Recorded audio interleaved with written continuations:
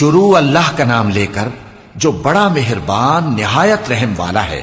میں روز قیامت کی قسم کھاتا ہوں اور نفس لوامہ کی قسم کھاتا ہوں کہ سب لوگ اٹھا کر کھڑے کیے جائیں گے۔ کیا انسان یہ خیال کرتا ہے کہ ہم اس کی بکھری ہوئی ہڈیاں اکٹھی نہیں کریں گے؟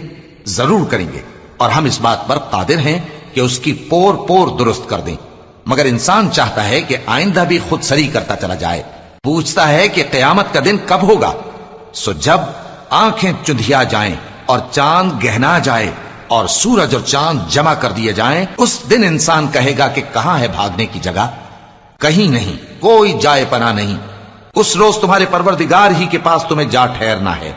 اس دن انسان کو جو عمل اس نے آگے بھیجے اور جو پیچھے چھوڑے ہوں گے سب بتا دیے جائیں گے۔ بلکہ انسان آپ اپنا گواہ ہے، اگرچہ عذر و معذرت کرتا رہے۔ اور اے پیغمبر صلی اللہ علیہ وآلہ وسلم، وحی کے پڑھنے کے لیے اپنی زبان کو تیز تیز حرکت نہ دیا کرو کہ اس کو جلد سیکھ لو۔ اس کا جمع کرنا اور پڑھانا ہمارے ذمے ہے۔ سو جب ہم اسے پڑھا کریں تو تم اس کو سنا کرو اور پھر اسی طرح پڑھا کرو۔ پھر اس کے معانی کا بیان بھی ہمارے ذمے ہے۔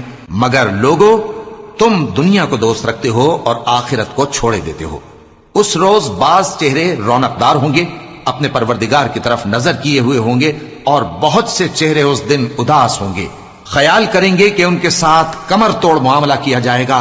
ہاں، جب جان گلے تک پہنچ جائے اور لوگ کہنے لگیں اس وقت کون جھاڑ پھونک کرنے والا ہے، اور اس جاں بلب نے سمجھا کہ اب جدائی کا وقت ہے اور پنڈلی سے پنڈلی لپٹ جائے، اس دن تجھ کو اپنے پروردگار کی طرف کھینچے چلے چلنا ہے۔ پھر ایسے مغرور نے نہ تو پیغمبر صلی اللہ علیہ وآلہ وسلم کو سچا جانا اور نہ نماز پڑھی، لیکن جھٹلایا اور منہ پھیر لیا، پھر اپنے گھر والوں کے پاس اکڑتا ہوا چل دیا۔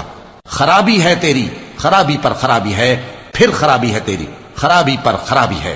کیا انسان یہ خیال کرتا ہے کہ اسے یوں ہی چھوڑ دیا جائے گا؟